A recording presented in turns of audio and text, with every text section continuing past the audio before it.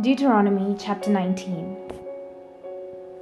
When the Lord your God has cut off the nations whose land the Lord your God is giving you, and you have dispossessed them and settled in their towns and in their houses, you shall set apart 3 cities in the land that the Lord your God is giving you to possess. You shall calculate the distances and divide into 3 regions the land that the Lord your God gives you as a possession, so that any homicide can flee to one of them. Now this is a case of a homicide who might flee there and live. That is someone who has killed another person unintentionally, when the 2 had not been at enmity before. Suppose someone goes into the forest with another to cut wood, and when one of them swings the axe to cut down a tree, the head slips from the handle and strikes the other person, who then dies. The killer may flee to one of these cities and live. But if the distance is too great, the avenger of blood, in hot anger, might pursue and overtake and put the killer to death, although a death sentence was not deserved, since the 2 had not been at enmity before. Therefore I command you, you shall set apart 3 cities.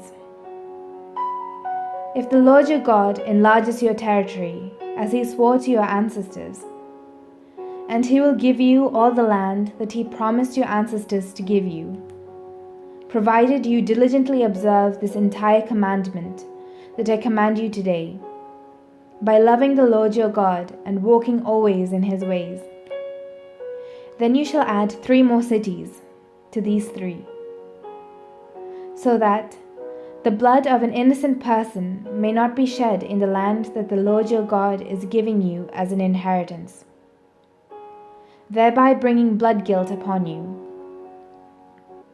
But if someone at enmity with another lies in wait and attacks and takes the life of that person and flees into one of these cities, then the elders of the killer city shall send to have the culprit taken from there and handed over to the avenger of blood to be put to death.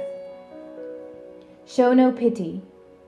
You shall purge the guilt of innocent blood from Israel, so that it may go well with you. You must not move your neighbor's boundary marker, set up by former generations on the property that will be allotted to you in the land that the Lord your God is giving you to possess. A single witness shall not suffice to convict a person of any crime or wrongdoing in connection with any offense that may be committed. Only on the evidence of 2 or 3 witnesses shall a charge be sustained. If a malicious witness comes forward to accuse someone of wrongdoing, then both parties to the dispute shall appear before the Lord, before the priests and the judges who are in office in those days. And the judges shall make a thorough inquiry.